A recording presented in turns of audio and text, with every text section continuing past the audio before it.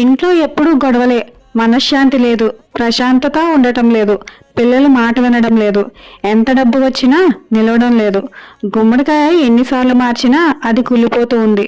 తులసి మొక్కను ఎన్నిసార్లు నాటినా అది వాడిపోతూనే ఉంది. అంటే మీ ఇంట్లో నెగిటివిటీ ఉన్నట్లే.